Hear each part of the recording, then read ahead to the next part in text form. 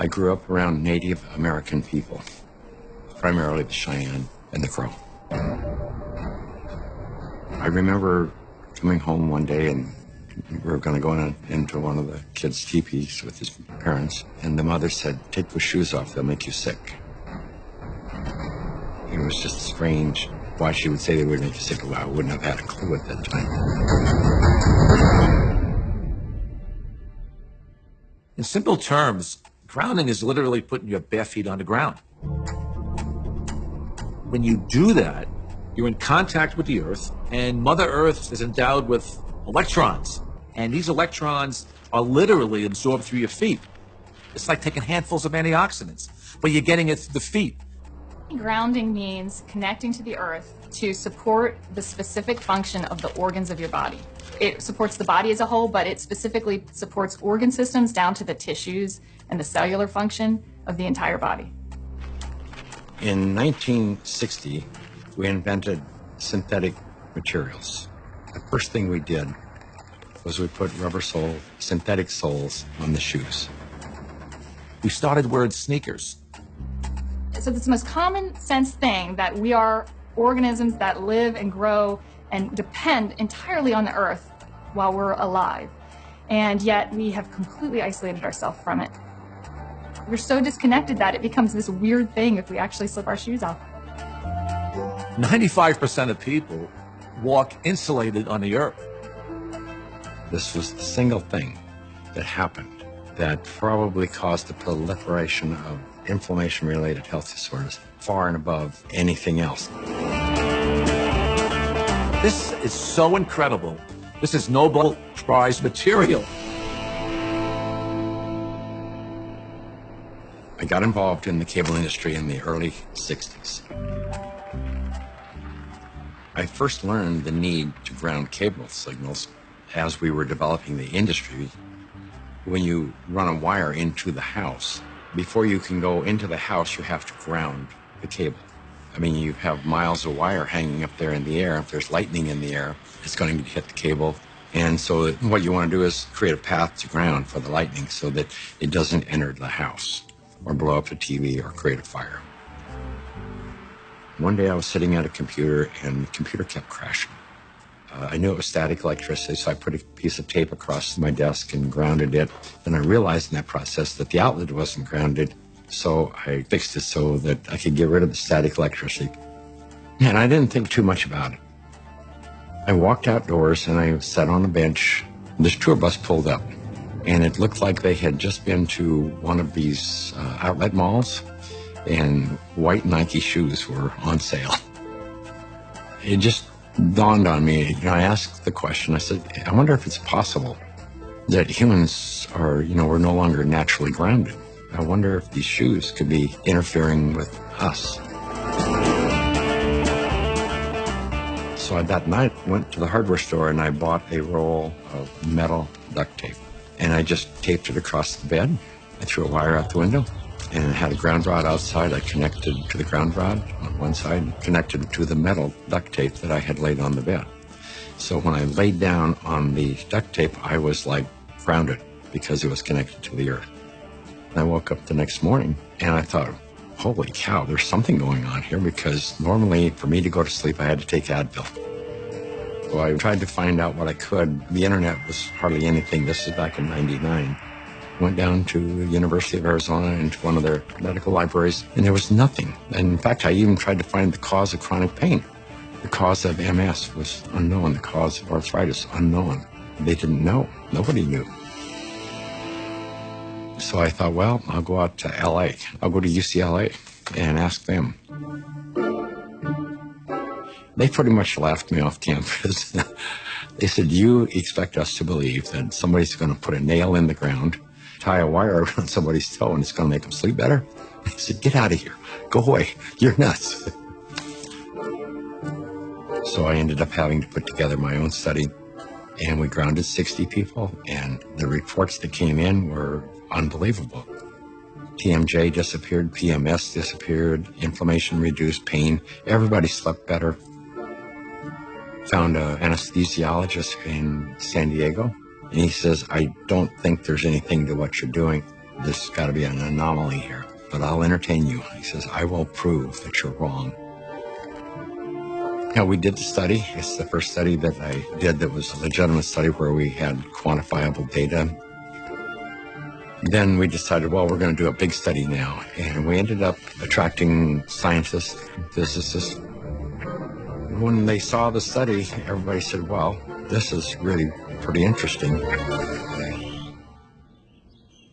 I didn't know anything about grounding. I had never heard of it at all, but I became a new mom, and I had my first child, and she had colic, and she cried and cried and cried.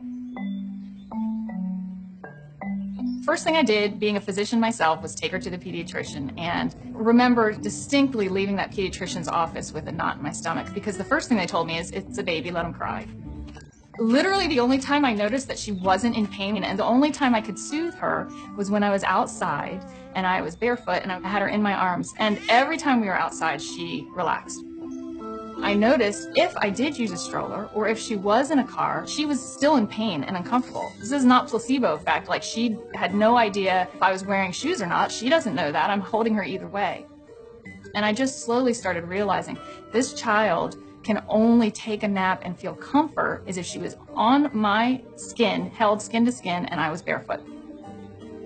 She'd be dead asleep, and if I stepped in the house and took both my feet off the ground, she would wake back up and the pain response would come back. And I didn't know what it was called, and I didn't at that time feel comfortable thinking about using it in my conventional medical practice, but I just knew that this is what I'm gonna do to help my child.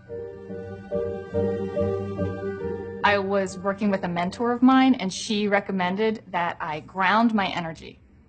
I didn't know what she meant by ground yourself. So the first thing I did was go home and look it up on the internet. And through doing a search about grounding, I found Clint Ober's work and the book about earthing. And I realized that it's a real thing and a real healing modality with tons of medical literature behind it.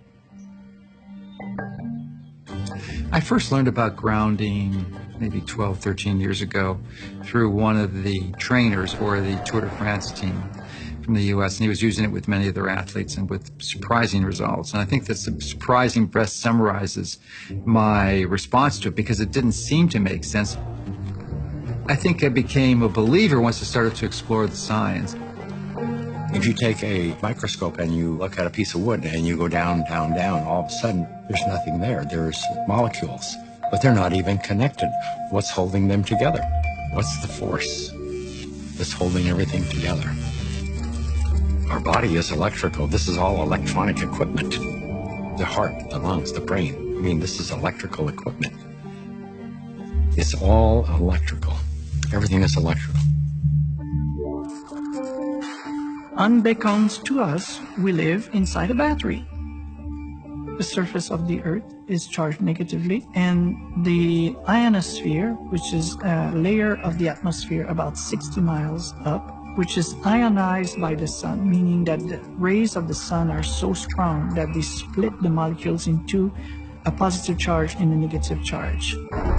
The negative charge are transferred to the surface of the Earth through lightning mainly, and the positive charge stay 60 miles up.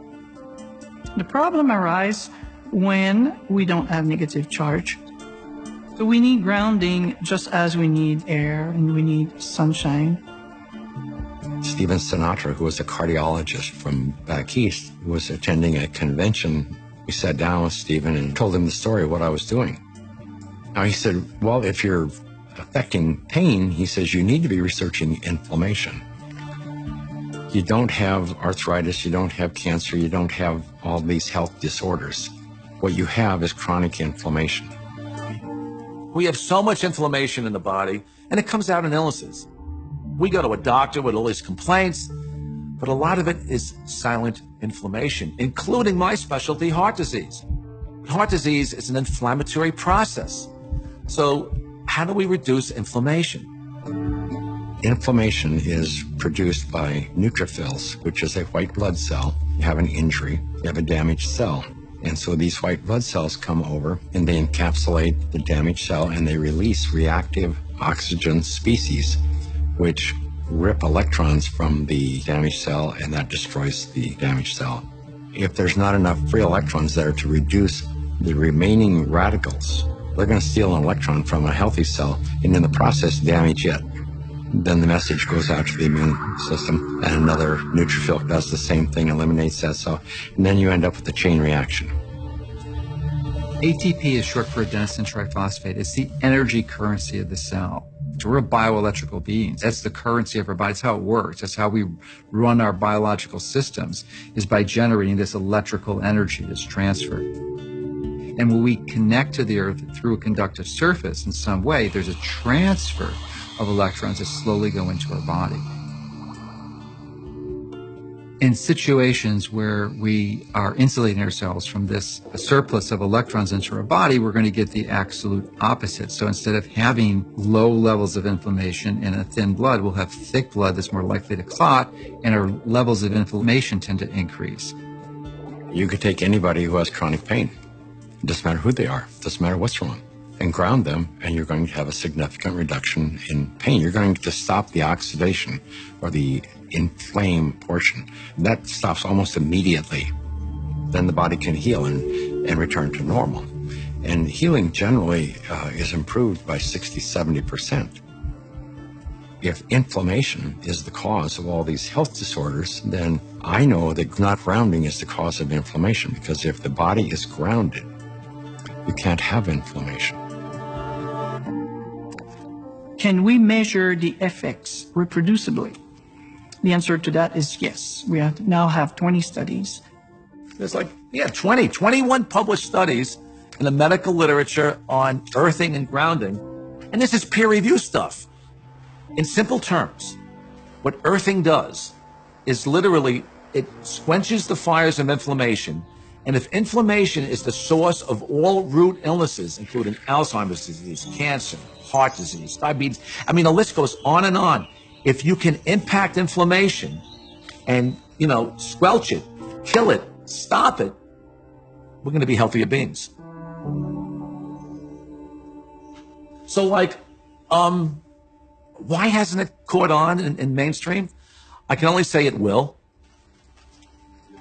There's a well-established, traditional, conventional system that relies on expensive intervention. So they'd like to perpetuate that, and they're not too interested in having some competition coming in for a lot less expensive to sort of sabotage their profit levels. Because their goal isn't to help humanity. Their goal is really, as corporations, is increase their profit. The question becomes, how much of an influence has lack of grounding been in the epidemic of disease that we have? Is this grounding a factor? The light switch went on, and I thought, we're doing things completely backwards here. A typical day for a child is completely ungrounded. Most children wake up sleeping on a bed that was not grounded in a house or a building or on a floor that was insulated from the earth. And then they go immediately into a classroom that's insulated. And even on recess, in the recess period, they go outside and are literally fenced in and are paved with asphalt. And then they have after-school activities, which are either indoors or if they're outdoors, they are literally required to wear protective gear. Then even if they're exercising for 2 hours after school, 100% disconnected from the earth. And then they go home and they go inside and they eat dinner and they do homework all hours of the night, and then they pass out in an ungrounded bed. So that's a 24-hour period of time completely ungrounded, and that goes on day after day after day. There's a resistance to integrating novel thoughts, and many times new ideas aren't implemented until the people who hold the counter opinion die. The good thing about grounding is that you don't need a doctor to tell you to do it. You do not need a physician to recommend it to you. You can try this anytime. It is your birthright because you live on the earth. I ground every day. Hey, I want to be connected to the earth as much as I can. I would say about 95% of the day I'm grounded, because I believe it's just a no-brainer. Go outdoors, take your shoes off, stand barefoot on the earth, or sit on the earth, put your feet and your hands on the earth, and you will instantly notice the pain and inflammation begin to drain from your body. I got my life back is probably the most common refrain that I hear. Thank you, I got my life back. I got my life back.